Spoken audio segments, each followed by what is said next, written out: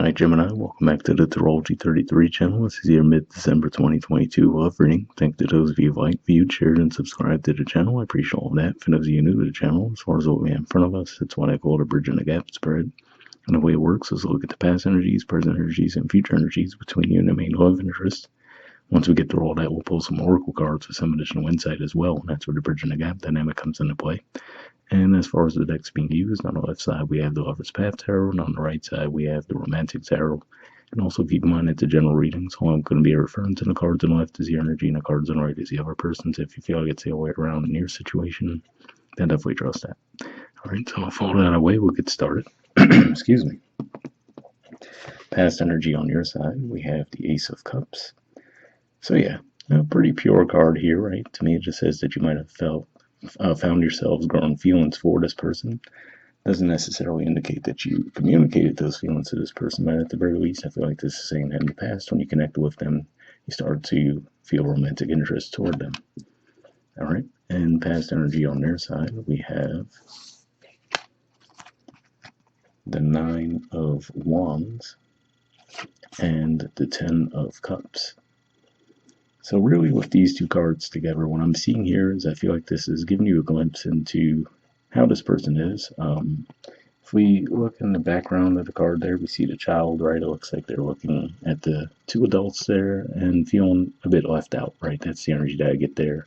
So that could point to how they are now, right? So they might have felt like maybe their parents were affectionate with each other, but not with them, right? So they might feel a bit guarded when it comes to love in general. But then with that Ten of Cups energy, if we look at the artwork there, right, we see the guy with a bunch of cats around him, right? So it could just be one of those things where they may connect as far as showing love with animals, right? So they might get along very well with animals, but they could be very blocked off when it comes to love with humans because, like I said, from the way that they grew up, I feel like, where they might have felt excluded from love a lot. So that's just how they are.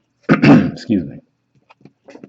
Present energy on your side, we have Power, which is the equivalent of the Emperor, and Nine of Coins, Virgo energy. So seeing these two cards here, I feel like this is saying that for a lot of you, you might feel like you could see this potential for a power couple between the two of you, right? And possibly because they might come across as very independent, right? And with that Nine of Coins energy, I could be saying that that's the energy you're in too. So that could be where you're seeing that potential. Where like, okay, this is someone where I could rely on them to be independent, do their own thing, but we function well together as a couple. All right, present energy on their side, we have the Emperor. So yeah, this could definitely point to why you feel that energy, right? Like, okay, this is someone who seems like they're very good on their own, very independent, very successful, right? So you could just feel like, okay, this is someone where I don't have to feel like I'm constantly having to provide for them, right? Do for them. You feel like this is someone who can handle themselves, and that's an energy that you're looking for within the connection. All right, future energy on your side, we have the King of Arrows. So this is actually an Aquarius energy here, and this energy can be a bit detached, right? We see, if we look at the body language there, he has his back turned to the cards in the side, and we see he's holding the flowers there, which to me, and the arrow too, which to me says that this could be one of those things where the detachment might go a bit overboard, right? Where it's one of those things where, like I said, it seems like you appreciate the fact that, oh, okay, this seems like someone where they can take care of themselves, right? So you feel like, all right, we have that potential to move forward in a connection that way, but then this could be possibly taken a little bit over the top, right? Where there's not really much communication, and the energy of the connection could be thrown off kilter because of that. All right, and future energy on their side, we have the Five of Swords and the Three of Swords. So yeah, this could be one of those things because what stands out to me here, again, is this time we see the man there with the animals but below, right? And it looks like he's throwing flowers to them. So it could just be one of those things, again, like I said, with the past energy, where it could be one of those things where they might struggle with expressing their love to other people, right? So it could just be one of those things, like I said, where you might see them as very loving when they're dealing with animals, right? But when it comes to them expressing that love and showing that love to other people, it could be a big difficulty for them. So between the Five of Swords and the Three of Swords there, it could just be saying that they might do something in the future that might sabotage the connection. And then that might explain why you're in the energy you're in, right? Where you're possibly still have the feelings for them, but not necessarily feeling too comfortable with the connection. So yeah, it's just something to look out for. For some of you, it might just be one of those things that during the Mercury retrograde we have coming up toward the end of December, that might throw things off balance a little bit. But for some of you, you might find that it'll be a bit more of a long-term deal breaker though. So that'll vary from person to person.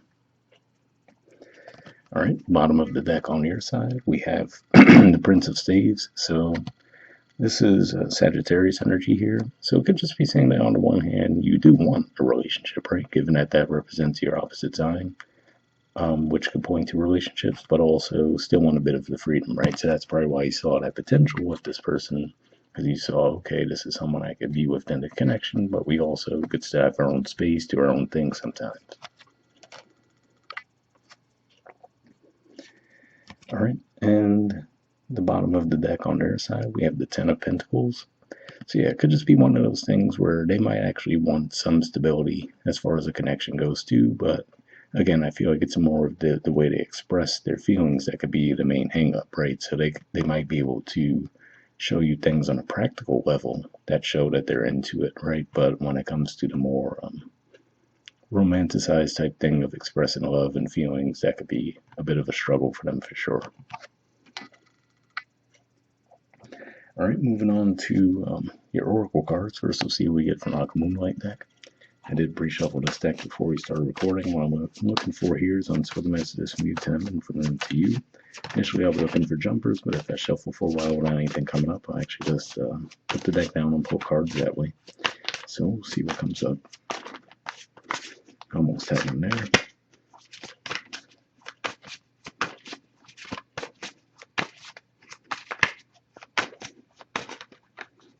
All right, and I didn't want to go back in the deck. And next, we'll see what we get from them to you. Oh, got one there. All right, so on your side, we have intensity.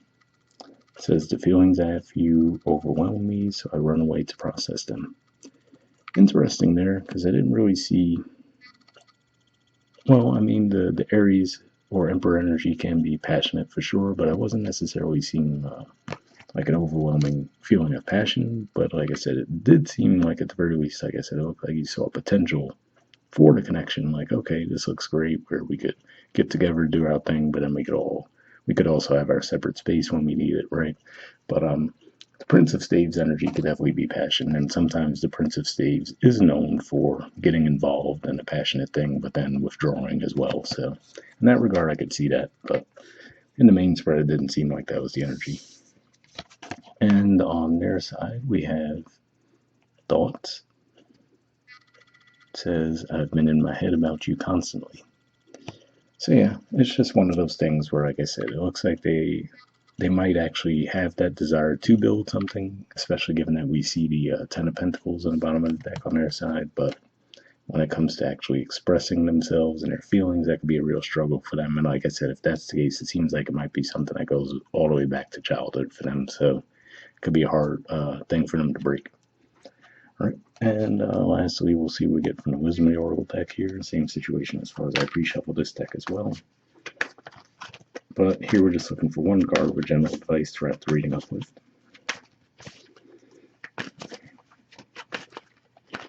All right, and we got one there. So, okay, you guys have Truth Be Told. There's the artwork, and the number is 14. Someone else got this card too. It might have been Taurus. It was definitely one of the air signs because those are the only ever readings I've done so far.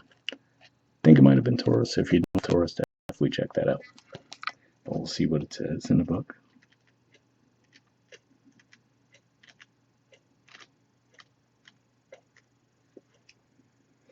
Okay, the relationship message says people tell you who they are very quickly if you're willing to listen to what they say and pay attention to how they behave. This card calls you to engage in heartfelt, open conversation. It's time to see the truth about what you share with each other and tell the truth about who you are and what you need. No one can do that for you. Remember that your truth is always based on your personality and experience up to now. Higher truth to be found after you communicate honestly and see how doing so will help you become more attuned to yourself. Don't hold back. Speak your truth and listen. So yeah, that message there about people tell you who they are very quickly if you listen to what they say and pay attention to how they behave.